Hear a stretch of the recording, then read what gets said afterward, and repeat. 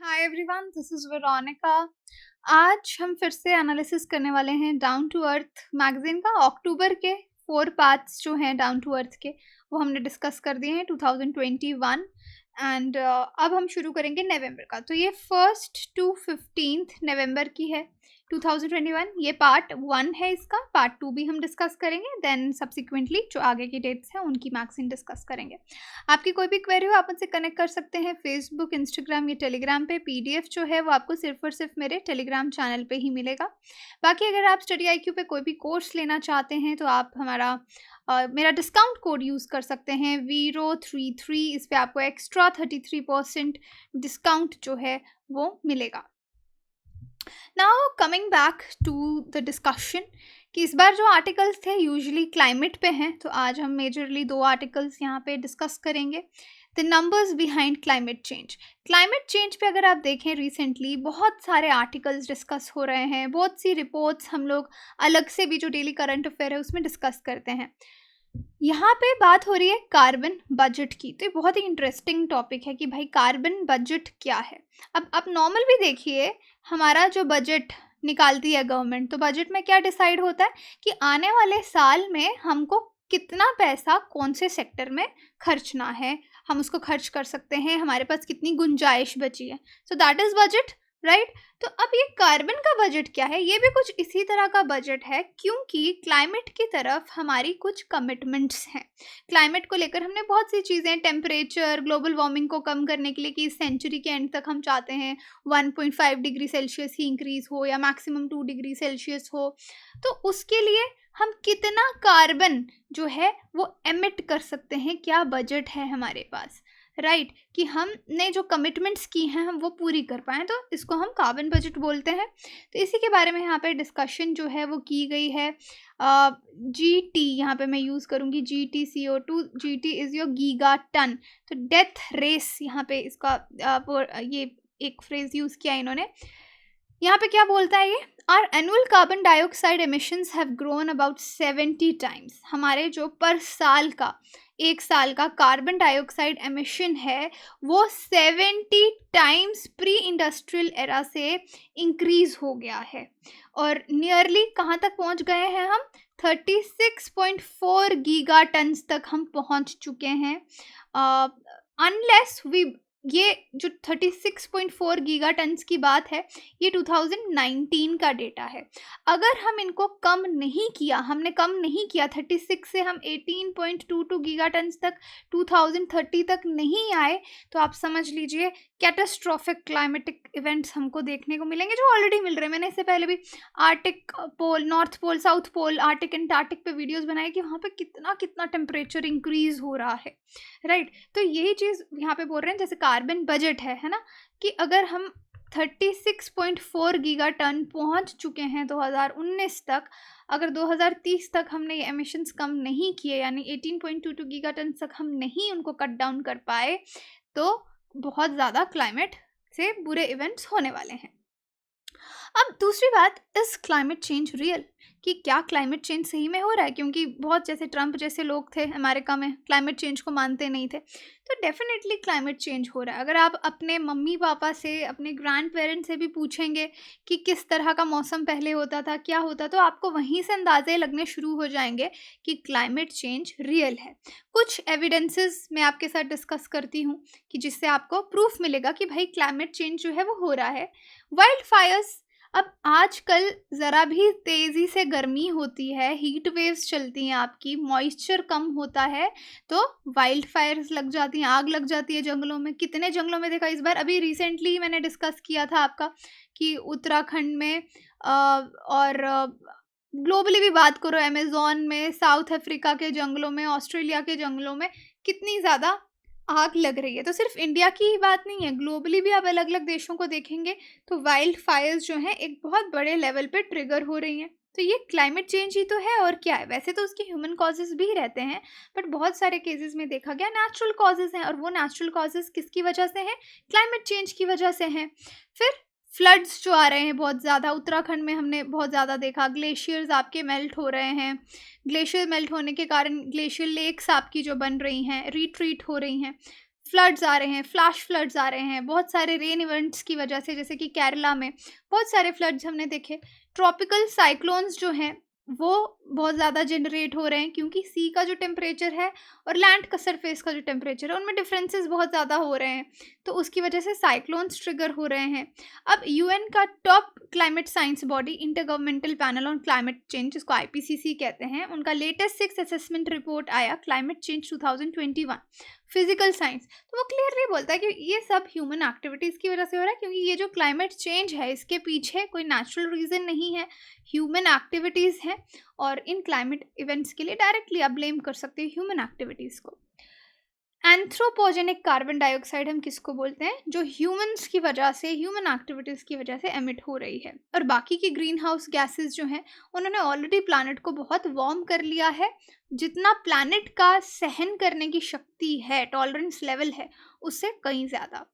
अब ये 2021 का है ना, इसलिए यहाँ पे लिखा है मे दिस ईयर। तो मे दिस ईयर का मतलब 2021 में एटमॉस्फेरिक कार्बन डाइऑक्साइड लेवल आपका कितना पहुँच गया, 419 पार्ट्स पर मिलियन, जिसका मतलब है nearly 45% above IPCC's accepted pre industrial baseline. जितना हमारा एक्सेप्टेड प्री इंडस्ट्रियल बेसलाइन है उससे 45% ज़्यादा, यानी 278 है और पीपीएम है, और 419 पहुंच गया, राइट। तो आप देख सकते हैं। अब यहाँ पे कार्बन डाइऑक्साइड का लाइफ स्पैन देखिए, 150 to 200 ईयर्स तक आपकी कार्बन डाइऑक्साइड जो एमिट हो गई वो आपकी एटमॉस्फेयर में रहेगी। तो अगर हम इसको इसका पोटेंशियल हम 1 मानते हैं, 1 गुना मानते हैं, तो मीथेन का लाइफ स्पैन है 12 से 15 साल। ये कितनी क्षमता है इसमें कार्बन डाइऑक्साइड के मुकाबले एटमॉस्फेयर को गर्म करने की, कार्बन डाइऑक्साइड से 28 टाइम्स ज़्यादा। नाइट्रस ऑक्साइड 120 ईयर्स इसका लाइफ स्पैन है, warming potential 265 times carbon dioxide. Fluorinated gases का आप देखिए, इसका 151 to 23,900 times than carbon dioxide. तो आप देख सकते हैं, और इसका लाइफ स्पैन देखिए 3.2 to 10,000 ईयर्स। तो ये बहुत ही अनस्पायरिंग गैसेस हैं जिनसे ग्लोबल वार्मिंग हो रही है। अब प्राइम पोल्यूटर्स की अगर बात करें तो वर्ल्ड ने, जैसे मैंने आपको बताया 2019 का रिपोर्ट है, 36.4 गीगा टन्स जो है कार्बन डाइऑक्साइड रिलीज की है एटमॉस्फेयर में। इसमें से सिर्फ अगर आप चाइना की ही बात करें तो चाइना ने 28% उसमें कंट्रीब्यूट किया है। उसके बाद यूएस की बात करें और साथ में यूरोपियन यूनियन के देश मिलाएं, इसमें से यूके को हम माइनस कर रहे हैं, तो ये कंट्रीज़ ने 50% कंट्रीब्यूट किया है वर्ल्ड की कार्बन डाइऑक्साइड एमिशंस में। फिर अगर हम Russia, Japan, UK, Canada, Australia को ऐड करें तो ये शेयर आपका 62% हो जाता है। इंडिया 4th लार्जेस्ट है, लेकिन अगर हम यूरोपियन यूनियन को काउंट नहीं करें देन वी आर 3rd। तो हमने 2.62 गीगा टन्स कार्बन डाइऑक्साइड जो है कंट्रीब्यूट किया है, यानी 7% वर्ल्ड के कार्बन डाइऑक्साइड एमिशन। ये 2019 का डेटा है। अब पूरा जो कॉन्टिनेंट अफ्रीका है उसमें 17% वर्ल्ड का पॉपुलेशन है, उसने सिर्फ 4% किया है एमिट 2019 में। तो यहाँ पे अफ्रीका देखिए 4% और बाकी देखिए कितना शेयर है उनका कार्बन डाइऑक्साइड एमिट करने में। हिस्टोरिकल डिफ़ॉल्टर्स भी कुछ देशों को कहा जाता है। हिस्टोरिकल डिफ़ॉल्टर्स उन देशों को कहा जाता है, वो डेवलप्ड देश जिन्होंने 1980s तक सारी की सारी कार्बन डाइऑक्साइड जो है वो एमिट की है। तो 7 हिस्टोरिकल पोल्यूटर्स हैं। ये 7 हिस्टोरिकल पोल्यूटर्स कौन से हैं? UK, US, European Union, Russia, Japan, Australia, Canada. इन्होंने हिस्ट्री में बहुत ज़्यादा हिस्टोरिकली 1980s तक to be specific carbon dioxide जो है एमिट की है। उसके बाद आपका China, India, rest of the world आता है। तो ये ऑरेंज वाला शेयर जो आपको दिख रहा है ना, ये हिस्टोरिकल पोल्यूटर्स का है। यहाँ पे शेयर देखिए सिंस 2000 चाइना, लेकिन 1980s तक तो आपके हिस्टोरिकल पोल्यूटर्स थे, लेकिन उसके बाद चाइना भी एमर्ज हुआ। 2000 के बाद चाइना ने भी बहुत ज़्यादा पोल्यूशन किया। सो ऑरेंज में again these are your historical polluters, red is your China, green में इंडिया का परसेंटेज है 7% and then rest of the world 31%। तो कार्बन डाइऑक्साइड एमिशंस की बात ये 2000 में ये हो रही है 2019 की। अब देखिए पेरिस एग्रीमेंट के अंदर जितने भी देश थे, इंटरनेशनल जो ट्रिटी है, मेन पेरिस एग्रीमेंट में क्या था कि हमको ग्रीन हाउस गैसेस को कट करना है, लिमिट करना है। तो यहाँ पे कंट्रीज़ को कहा गया कि आप खुद से अपने टारगेट दीजिए, वॉलेंट्री टारगेट्स दीजिए। तो इन्होंने क्या टारगेट्स दिए? एनडीसीज दिए। एनडीसीज यानी नेशनली डिटर्मिन्ड कॉन्ट्रीब्यूशंस की for how they will limit और रिड्यूस एमिशंस, यानी किस तरीके से, क्या प्लान रहेगा अलग अलग देशों का कि वो किस तरह से अपनी एमिशंस को कम करेंगे। तो हर देश ने एनडीसीज उनसे मांगे गए। अग्रीमेंट जो है उसमें ये भी था कि ये एनडीसीज पे वो काम करेंगे। एक गोल क्या रखा गया है यहाँ पे पेरिस अग्रीमेंट में, अगर आप देखें कि ग्लोबल टेम्परेचर राइज, क्योंकि टेम्परेचर ग्लोबली इंक्रीज हो रहा है, इस सेंचुरी तक हमको उसको 2 डिग्री सेल्सियस के अंदर अंदर रखना है। अगर above the pre industrial level, मतलब यहाँ पे प्री इंडस्ट्रियल लेवल से हम कंपेयर कर रहे हैं, तो बोल रहे हैं कि उसको बिलो 2 डिग्री सेल्सियस रखना है above the pre industrial level, ताकि जो हमारे एफर्ट्स हैं कि 1.5 डिग्री से, हम मेन तो यही सोचते हैं ना कि 1.5 डिग्री सेल्सियस से ऊपर ना जाए, ताकि हम उसको अचीव कर सकें। तो 2015 में देशों को कहा गया कि अपने INDCs नेशनली डिटर्मिन्ड कॉन्ट्रीब्यूशंस आप बताइए। 191 कंट्रीज़ ने इस अग्रीमेंट को रेटिफाई किया। उसके बाद ये NDC का साइकिल आपका शुरू हो गया, सब लोग अब सबमिट करने लगे, अपडेट करने के लिए कहा। तो इस तरीके से ये चला, लेकिन उसमें भी लगा कि अभी भी जो वॉलंटरी टारगेट्स देश दे रहे हैं वो सफिशेंट नहीं है जो गोल हम अचीव करना चाहते हैं। अब IPCC का 5th असेसमेंट रिपोर्ट AR5 2014 में पब्लिश हुआ, जिसमें पता चला कि वर्ल्ड ने कितना कार्बन डाइऑक्साइड एमिट किया है।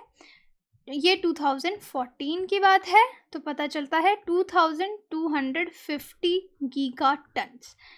टाइमलाइन है 1861 से लेकर 2100 तक कि हमने 2250 gigatons carbon dioxide emit किया है। और अगर इसके हिसाब से हम माने तो हमारे 66% चांस हैं कि हम टेम्परेचर राइज को जो लिमिट करना चाहते हैं 1.5 डिग्री सेल्सियस तक कर पाएंगे। इसके चांसेस कितने? 66% इस डेटा के हिसाब से। फिर ये AR5 थी। AR6 पब्लिश हुई आपकी असेसमेंट रिपोर्ट जो है IPCC की, ये 2021 में आई। इसने एक रिवाइज एस्टिमेट दिया कि अगर हम 2020 से भी शुरू करें तो वर्ल्ड के पास टोटल बजट कि आप कितना कार्बन डाइऑक्साइड एमिट कर सकते हो, अगर हम बजट रखें कि भाई 400 गीगा टन्स कार्बन डाइऑक्साइड हम एमिट कर सकते हैं, तो 66% प्रोबेबिलिटी है कि वो भी 100% प्रोबेबिलिटी नहीं है कि 1.5 डिग्री सेल्सियस के बिलो टेम्परेचर रहेगा। तो आप बात समझ रहे हैं यहाँ पे। तो कार्बन बजट यहाँ पे कितना दिया गया? 400 गीगा टन्स, और that too chances are 66%। Unsurprisingly जो हिस्टोरिकल एमिशंस हैं, जो मैंने आपको वो देश बताए कुछ 1870 to 2019, उसमें तो और भी ज़्यादा डीप इनइक्विटी आपको दिखती है। इनइक्विटी यहाँ पे क्यों मिल रही है? क्योंकि अब बाकी देशों की डेवलप होने की बारी आई तो हम कार्बन डाइऑक्साइड एमिट नहीं करने दे रहे। जो डेवलप्ड देश हैं वो तो खूब सारा कार्बन डाइऑक्साइड जो है वो डेवलप कर चुके हैं। तो यहाँ पे इनइक्विटी हमको देखने को वैसे भी मिलती है। ये बिफोर क्लाइमेट कन्वेंशन देखिए, ये आपके देश हैं हिस्टोरिकल पोल्यूटर्स। तो बाकी देश देखिए, चाइना इंडिया के हिस्से में तो कुछ है ही नहीं, इन्होंने तो कुछ एमिट ही नहीं किया। सबसे ज़्यादा तो कार्बन डाइऑक्साइड पोल्यूट, पूरा ग्लोबल अर्थ पोल्यूट करने वाले वो 7 देश हैं, राइट। उसके बाद चाइना ऐड हो गया जी, चाइना डेवलप हो गया, तो 46% ये आपके हिस्टोरिकल पोल्यूटर्स आ गए। फिर चाइना ने भी कंट्रीब्यूट करना शुरू कर दिया, डेवलपमेंट शुरू हो गई यहाँ पे। इंडिया बेचारे का पोर्शन तो भी 4.76%। और before climate convention plus after China, तो यहाँ पे देखिए 7 हिस्टोरिकल पोल्यूटर 60% और ये 13.4%। तो ये इनइक्विटी की बात हो रही है यहाँ पे कि हर किसी ने इक्वली कंट्रीब्यूट नहीं किया। अगर आप सोचिए कि US और UK ने बहुत ज़्यादा कार्बन डाइऑक्साइड एमिट किया, ग्लोबल पोल्यूशन किया, अफ्रीका ने नहीं किया, लेकिन आज अफ्रीका बोलता है कि अब मुझे डेवलप होना है, मेरे को थोड़ा छूट दी जाए इसमें, लेकिन हम मना कर दें। तो दूसरों की गलतियों का जो नुकसान है वो आज पूरा देश क्या पूरी दुनिया भुगत रही है। How it ends. अब 6th असेसमेंट रिपोर्ट AR6 जो IPCC की आई, उसने हिस्टोरिकल बजट इसमें नहीं डाला, रिमेनिंग बजट की बात की कि 400 गीगा टन्स जो है वर्ल्ड को 66% प्रोबेबिलिटी देगा। तो कार्बन बजट जो है उसमें ये एमिशंस कहाँ से, कौन सी एमिशंस को इंक्लूड किया गया है? लैंड के यूज़ से जो आएंगी, लैंड यूज चेंज से जो आएगी, फॉरेस्ट्री से रफली यू कैन से 3.3%। और इसको भी अगर डिडक्ट किया जाए तो वर्ल्ड के पास remaining budget fossil fuel emissions का 387 गीगा टन्स है 2020 से, to keep it below 1.5% as per AR6, तो इसने रिवाइज करके और 3.387 गीगाटन्स बोल दिया। तो आप यहाँ पे देख सकते हैं कि किस तरह से हिस्टोरिकल पोल्यूटर्स ने पोल्यूट किया और कितने बजट की अब बात हो रही है।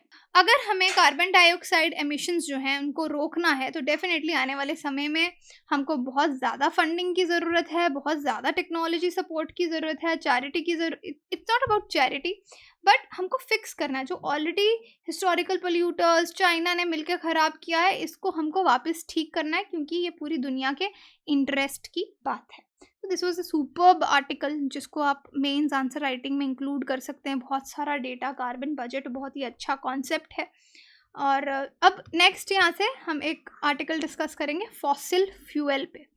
फॉसिल फ्यूल्स का क्या है, देखिए एक रिपोर्ट आई, यूनाइटेड नेशंस ने एक रिपोर्ट दी, प्रोडक्शन गैप रिपोर्ट 2021, ये रिलीज हुई अक्टूबर 2021 में।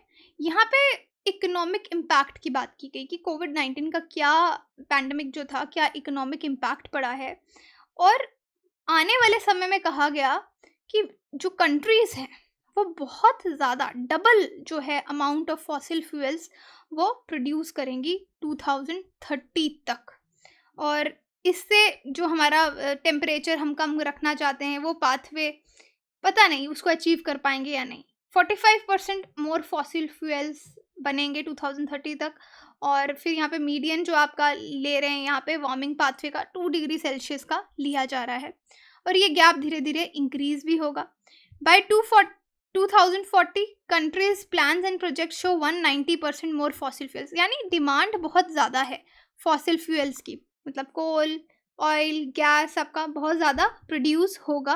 अब कोविड-19 रिस्पॉन्सेस की बात करें तो गवर्नमेंट ने बहुत ज़्यादा सपोर्ट प्रोवाइड की है फॉसिल फ्यूल प्रोडक्शन के लिए। New tax incentives, guarantees, regulatory changes ला के, इन्वायरमेंटल रिक्वायरमेंट्स, इकोनॉमिक रिक्वायरमेंट्स देखते देखते। तो ये जो एमिशंस गैप रिपोर्ट 2021 है, ये एक और रिपोर्ट है यूएन की जो रिलीज़ हुई थी ये नवंबर के आसपास ही। यहाँ पे मिटिगेशन प्लेजेस की भी बात की गई कि जो ग्लोबल टेम्परेचर राइज है, यहाँ पे बात की गई 2.7 degree Celsius by the end of the century, कि इतना राइज होगा। अगर हम जितनी भी हमारी अनकंडीशनल कमिटमेंट्स हैं उनको पूरा भी कर लें, जितनी आज तक हमने कमिटमेंट्स की हैं क्लाइमेट को लेके, हम सारी पूरी भी कर लें तो भी 2.7 डिग्री सेल्सियस टेम्परेचर जो है इंक्रीज़ होगा, जिसको हम 1.5 के नीचे रखना चाहते हैं, 2 डिग्री सेल्सियस के नीचे रखना चाहते हैं। तो this is what they said. और यहाँ पे फॉसिल फ्यूल्स में आपका कोल, ऑयल और गैस जो है वो आता है। अब यहाँ पे नेट ज़ीरो टारगेट्स की बात की गई है कि उनको लागू किया जाए ग्लोबल वार्मिंग को रिड्यूस करने के लिए, ताकि 0.5 डिग्री सेल्सियस और कम हो, जो NDCs में रिफ्लेक्ट किया गया है। ग्लोबल वार्मिंग को अगर 1.5 डिग्री सेल्सियस इस सेंचुरी में नीचे रखना है तो हमको कुछ एडिशनल पॉलिसीज़ की ज़रूरत है, एडिशनल एक्शंस की ज़रूरत है। एनुअल ग्रीन हाउस जो गैसेस हैं नेक्स्ट 8 साल में कितने एमिट होने वाले हैं उनको रेगुलेट करने की ज़रूरत है। तो और साथ में ये जो प्रोडक्शन गैप है, जिस तरह से यूएन की रिपोर्ट ने बताया, तो यहाँ पे 3 फॉसिल फ्यूल कंपोनेंट्स को देखा जा रहा है, कोल, ऑयल, गैस। ग्लोबल कोल, ऑयल, गैस प्रोडक्शन जो है उसको हर साल एनुअली 11% हमको डिक्रीज करना चाहिए, कि 11% कम कर रहे हो, फिर 4% कम कर रहे हो, फिर 3% कम कर रहे हो। 2020 और 2030 के बीच में अगर 1.5 डिग्री सेल्सियस टेम्परेचर आप इसके नीचे रखना चाहते हो तो आपको फॉसिल फ्यूल्स का जो प्रोडक्शन है उसको इंक्रीज नहीं करना है, बल्कि उसको कट करना है, डिक्रीज करना है। लेकिन reality is very different. By 2030 ये अनुमान लगाया जा रहा है, जो करंट पेस है हमारी फॉसिल फ्यूल्स को यूज़ करने की, 240% पर कोल ज़्यादा प्रोड्यूस किया जाएगा, 57% ऑयल ज़्यादा प्रोड्यूस किया जाएगा, 71% मोर गैस प्रोड्यूस की जाएगी, जो हमारी करंट स्पीड है अगर हम उसके साथ करते रहे। इसी तरह से अगर आप गैस का देखें, 2 ट्रिलियन क्यूबिक मीटर्स ज़्यादा प्रोड्यूस की जाएगी। तो ये जो एक्सेस है रफली इक्विवेलेंट है half of the current global gas production. तो इसी तरीके से यहाँ पे गैस, ऑयल की सबकी बात की गई है। अब वर्ल्ड जो आपका ये 26th conference of parties COP26 हुआ, UN framework convention on climate change. With this high fossil fuel dependency, it is going to be last opportunity for the world to limit global warming. तो मतलब अगर इतना fossil fuel dependency increase होती गई तो ये last opportunity है हमारे पास कि हम किस तरह से ग्लोबल वार्मिंग को लिमिट कर सकते हैं। सो this is the gap report जो ये बताती है कि कितना फॉसिल फ्यूल का डिमांड है, कितना फॉसिल फ्यूल अगर हम और ज़्यादा इंक्रीज़ करेंगे तो कितने % चांसेस हैं कि हम कितना जो टेम्परेचर है कितना उसको इंक्रीज़ होने देंगे या होने से रोक पाएँगे। So this is it down to earth. अब एक टॉपिक और बचा which is very long down to earth का, वो हम नेक्स्ट में जो डिस्कशन होगा नेक्स्ट वीक उसमें डिस्कस करेंगे। बाकी कोर्सेज़ के लिए आप हमारी वेबसाइट विज़िट कर सकते हैं, एप्लीकेशन डाउनलोड कर सकते हैं, कोर्सेज़ ईएमआई पे भी अवेलेबल हैं। Thank you so much.